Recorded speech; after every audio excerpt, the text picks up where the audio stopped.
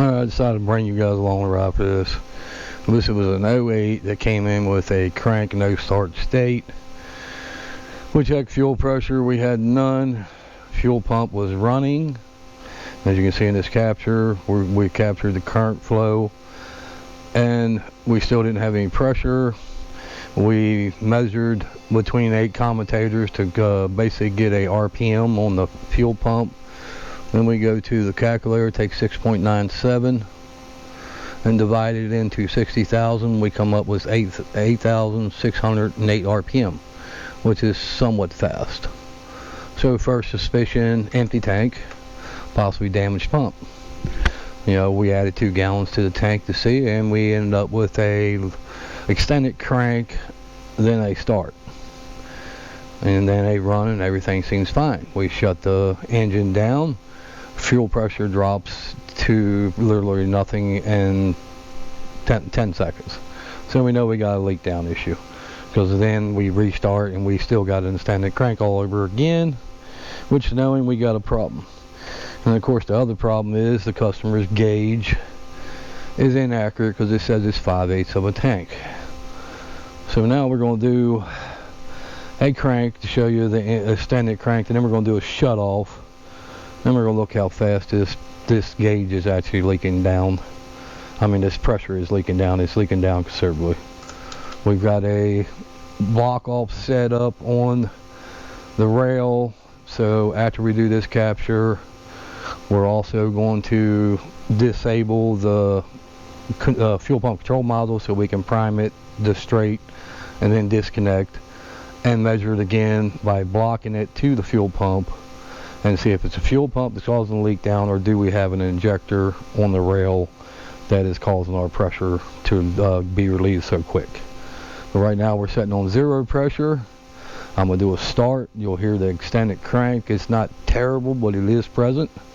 And then I'm going to shut off, and then we're going to come back and see how fast that actually leaked off. My suspicion, it's inside 20 seconds, which is way too fast.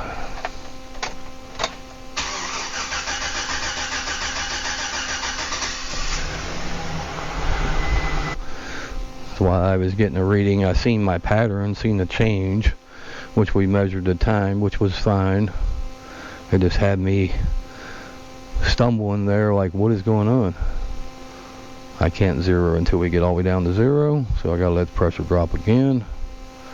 But the ideal here is to block it off and prove which one's causing the leak down. And if it is the pump, that is a plus, because we're only chasing 2 problems in one area, as opposed to also up here at the fuel rail, possibly an injector or something in that nature. But in order to do that, I'll have to bypass and hook up the pump. I'm gonna grab a current capture again, because on empty tank we had low ampage. This pump should be between 10-12 amps, somewhere in that vicinity. The rating is averaged all the way up to 14. I just want to get a capture of the current again, and of course the speed while fuel is in the tank. And we should see RPM drop to about 6,000, 5,500, and current go anywhere from 8 to 10 is what I'm suspecting. As you can see in that one capture we showed, we were making about 5 amps. About 5 amps peak. As you can see in this capture, we were making about 5 amps. This was taken on the snap-on scope. And we're looking to prove amperage, prove where we're leaking at, and all the above. But here we go, we're going to get a 0 this time. Do this test again, we should get an accurate pressure reading and everything else. And then we can move on to the block test. Now we got our sensor set up correctly. I'm going to give you the labored crank again.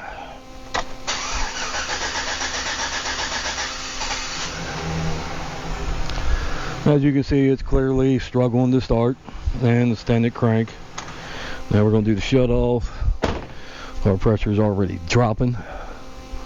Once again, I'm just wanting to capture some data for study. Then we're going to do the block test, which took a little time to set up something to do the block test to be able to isolate who is actually causing our problem. Alright, now we're going to stop it. Yes, there we go.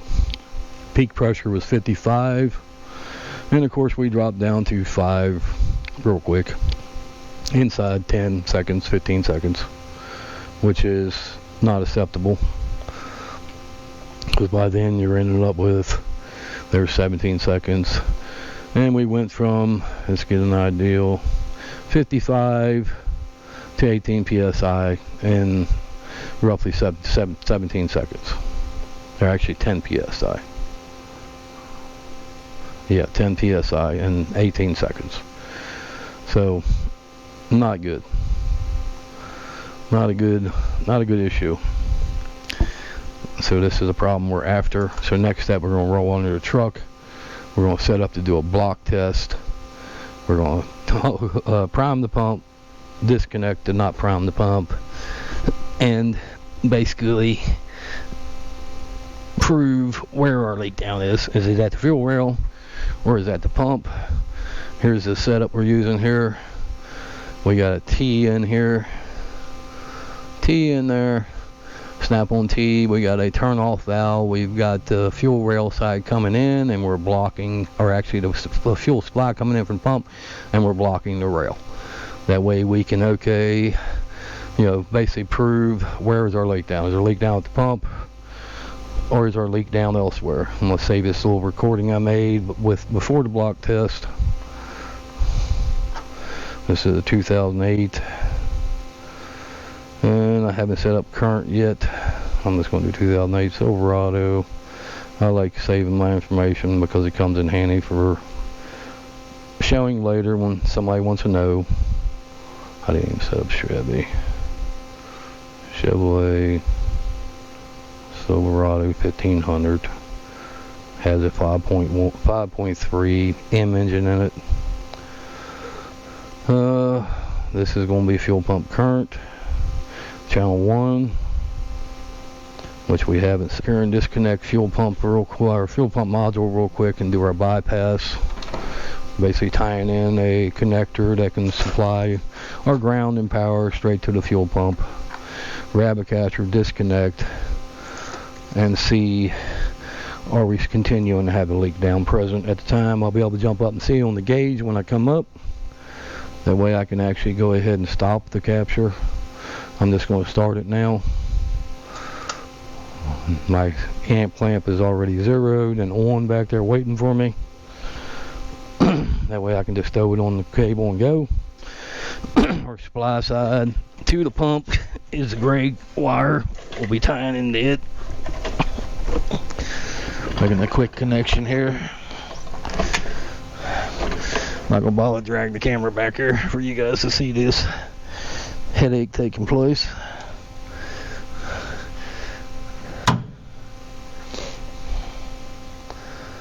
But we're just tying 4 connections together, a ground and positive on the pump. We're gonna do it quick. We'll give it about 2-3 seconds. Should prime, be a direct drive at that time, not a duty cycle. Then we're going to do a disconnect.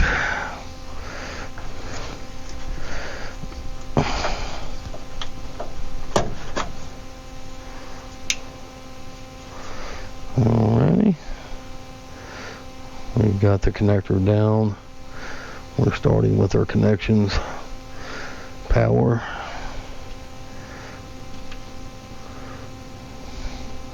We'll hook them first. Verify which is the supply going to the pump, so we can tie into that one and get our amp clamp correct before we even temp. And we know current flow is going correctly, and this should be going out. Let me look at the amp clamp. That's my direction. Alright, so now we're ready to prime. We can hear the pump running. It's getting high on pressure. Now we'll do a disconnect. We heard it returning back. And we'll go take a quick look and see if we're still leaking down to start with, since we're set up in a blocking condition. And we are. And we'll stop our capture. And we see we made 90 psi to be expected. Our current flow was present. When you got a block test, your pressure is going to be a lot higher. But as you can see, as soon as I turn the pump off, once I turn the pump off, the pressure immediately started dropping. And we are blocked off from the fuel rail. So we basically just verified this is clearly a pump issue, nothing else. We'll save this one. This one we have current also.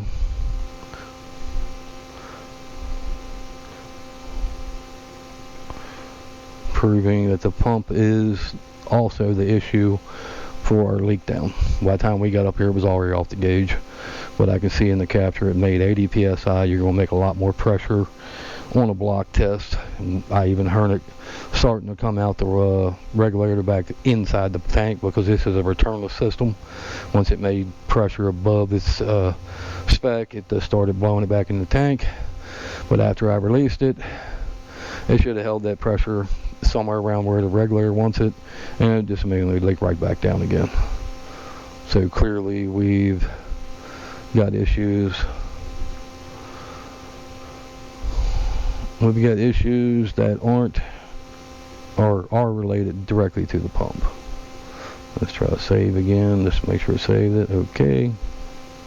And what I'm going to do is zoom in here for you and show you how we do this calculation for this pump.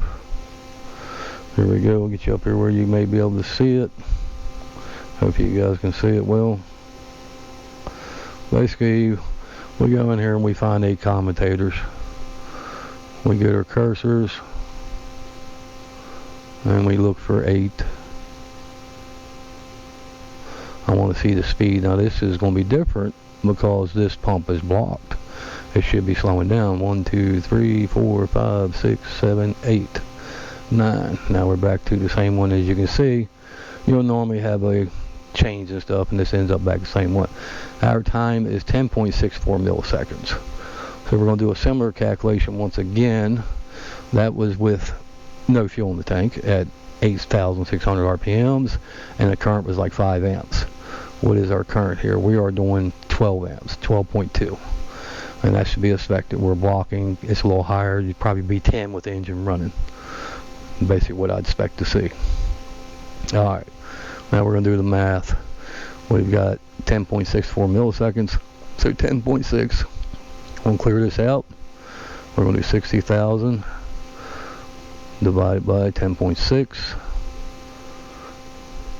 It gives us 5,600. We can see clearly it slowed down considerably. You know, so clearly slowed down considerably when it did it. And it was struggling because we had a block off condition there, so we ended up elevating the amperage. And we also proved why our fuel pressure is leaking down at the time. So basically we went out, we see it there. I'm going to go over here. You can see pump turn off time, current. Right here is our pump turn off time where the yellow stops. We stop pulling current. I'll line up some cursors. It's within a few milliseconds. Alright, here's my turn off time down here at the bottom. Let's see if you guys are seeing it. Yes, you are. And here's when my pressure started dropping. So we're talking 1 millisecond. Or 85.7, right? Yeah, 85.7 milliseconds. They had already started leaking down. And of course, I think we verified like 18 to get down to 10 psi.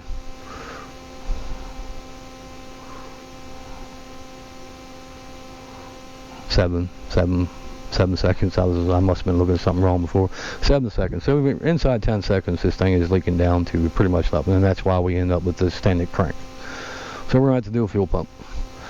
And while we're doing the fuel pump, we're going to look into our sending unit issue to prove that it's not a wiring issue that's causing this problem, that it is solely the sending unit that's in the tank, so we'll know we'll be solving both problems at one time. I'm not going to bother to record all that. I just take a little too much time. I just want to show you guys a quick method we're using to actually prove where is our leak down taking place. It's basically a fuel hose setup that Snap-on sells that allows us to block off and separate the injectors from the fuel pump to prove this leak down is taking place at the fuel pump itself. Now if it would have held it and not leaked down, then we'd know our injectors are more likely our problem. We've got an injector that's possibly stuck open or not closing correctly. I don't have a bunch of misfires, so it didn't kind of make me think it was. If I had a cylinder that say was missing at startup, then I'd start to suspect, yeah, we might have an injector issue, but I didn't have that.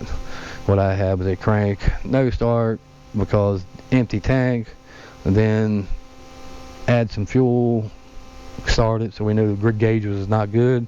Then we seen our pressure leak off so fast, tried to start again, and seeing that we obviously had an extended crank issue that's also associated to the pump after this test we just did here.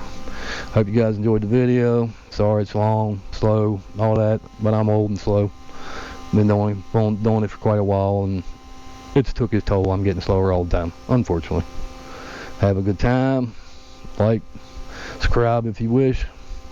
Automotive Doctor signing off. Everybody take care out there.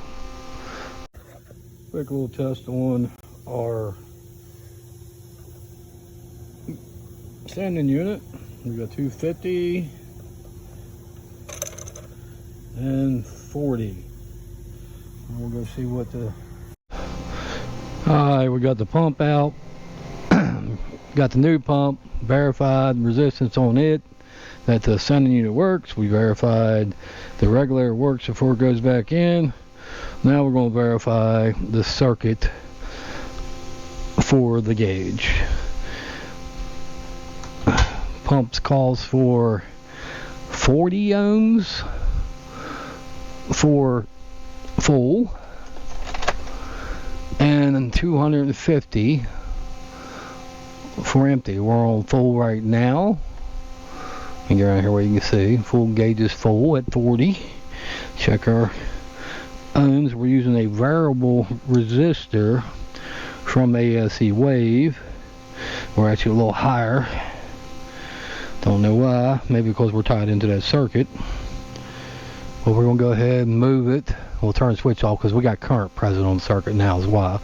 So we'll turn the switch off. You'll see we're right around 40 ohms. Get that current off the circuit. Plus my battery's about dead, unfortunately. Saying 1850 mega ohms is what it's saying. Whether or not there's current still there or not, don't know.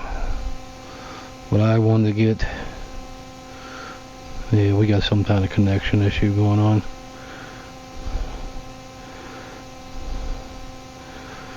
There we go, it's coming back. Now I want to get up to, we're at 40, where we were. Now I'm going to go up to 250. I'm going to show you this variable resistor. I can actually control the resistance. We were at 40. Now I'm going to take it up to 250. 250 should be an empty tank. There's 230, 244. And then right in there, we'll save a 254. Now our tank should be reading empty.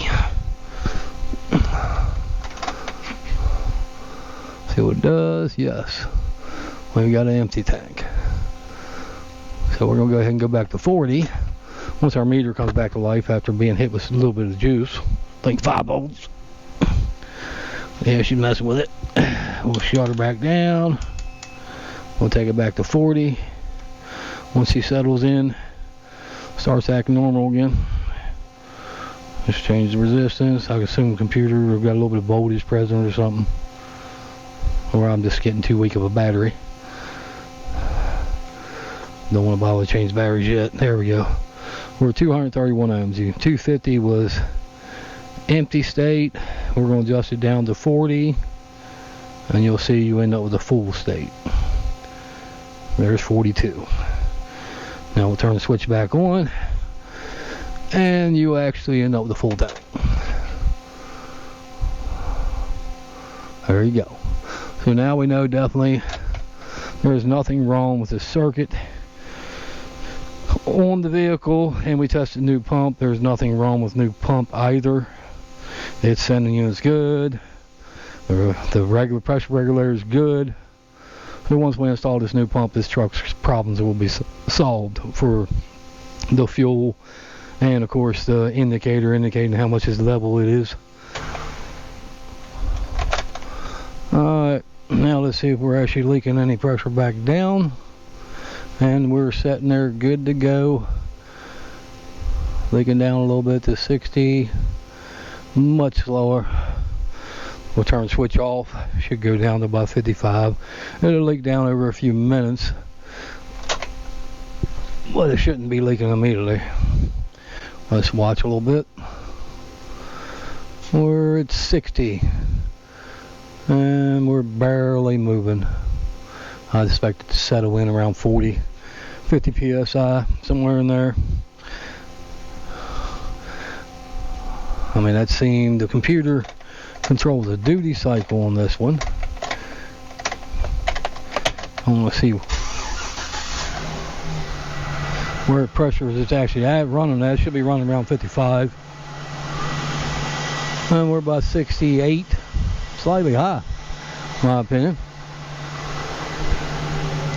We're now able to shut switch off and let it run down.